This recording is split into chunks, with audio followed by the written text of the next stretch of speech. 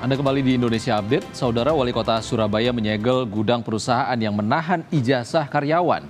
Penyegelan dilakukan karena gudang perusahaan tak memiliki tanda daftar gudang atau TDG.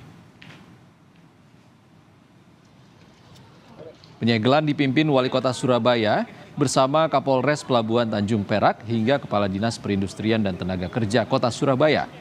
Penyegelan gudang UD Sentosa Steel dilakukan setelah ditemukan sejumlah pelanggaran aturan yang berpotensi membahayakan keselamatan lingkungan dan masyarakat sekitar. Wali Kota Surabaya meminta seluruh perusahaan di Kota Surabaya menaati peraturan sehingga tak membuat gaduh Kota Pahlawan.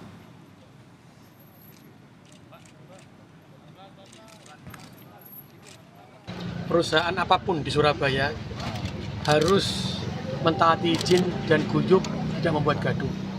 Dan ternyata perusahaan ini tidak ada tanda daftar gudangnya. Sehingga hari ini kami tutup. Kami sudah berkoordinasi dengan Kementerian Perdagangan. Karena itu saya selalu katakan, ketika berusaha nang Surabaya, ojo nate nglarani wong nang Surabaya.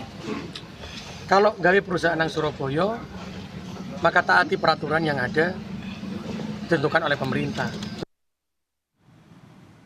Sebelumnya, Wakil Menteri Tenaga Kerja Emmanuel Ebenezer juga sudah melakukan sidak ke gudang perusahaan yang menahan ijazah karyawan.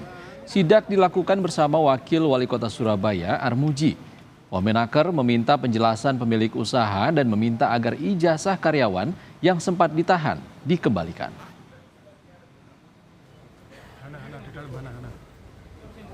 Karena kewajiban negara menjaga industrial ini tetap harmonis, tapi kemudian ya saya nggak tahu, kita harus sebagai negara nggak dihargain.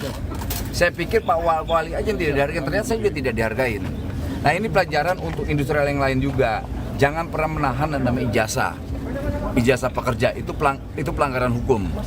Itu pelanggaran hukum yang nggak boleh ditoleransi, apalagi di pemerintahan Pak Prabowo ini nggak boleh ada hal-hal begitu. Ya namanya menyakiti hati rakyat itu nggak boleh.